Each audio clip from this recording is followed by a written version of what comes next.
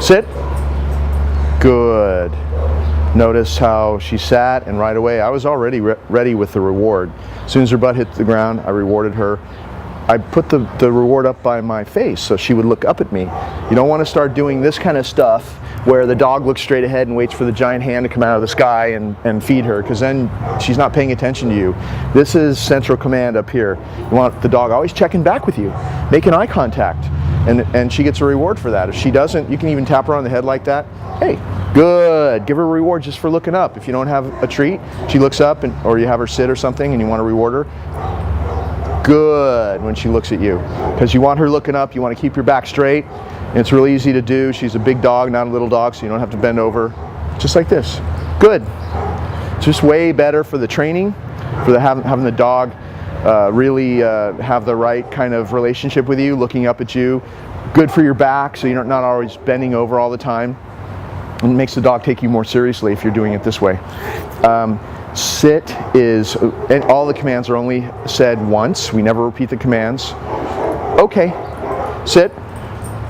Good. If she did not sit the first time I told her, I would not have repeated it. I just would pull up with a little bit of pressure like this. Not jerking, popping, not hanging. It's just gentle but firm, and her butt would have gone down. Worst case scenario, if she's really distracted, you can take that leash in your right hand and just pull up a little bit, ease her down with your left. Just all she knows is she heard it once and she ended up there. That's why she does it most of the time now anyway. And this is only really 3 weeks of training that she got. She got 21 days and that was it. And then after that we just practice it when we take her out. So she learned all this in a very short period of time. It's because it's very clear to her, and it's an economy of movement. She gets up. This is perfect. If she gets up, no. Do a little, what I call a little do-over circle. Put her back. All I said was no. I didn't say SIT again. She was distracted by a bunch of motorcycles that were outside.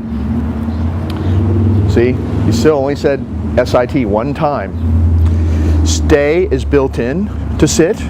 So you don't want to be saying stay, stay, stay. That's not effective. It's not efficient. Never was. Too much talking, too many hand signals, just confuses the dog, gets them worked up, and then they can't think straight and be calm. So we just build stay into sit, and it's the same command. Sit means to stay, and we teach the dog to wait for the release command. So you can have a longer stay. You can even, if you're in a fenced yard or whatever, you can walk away and walk back, and she knows she's waiting for the release command. She's waiting for her owner, you, to come back next to her. Good. Get a reward, and then either you're gonna say okay and walk like that because she's still on the clock, or sit. Good. Or you're going to pat her chest with your right hand and say go, and she's free to do whatever she wants.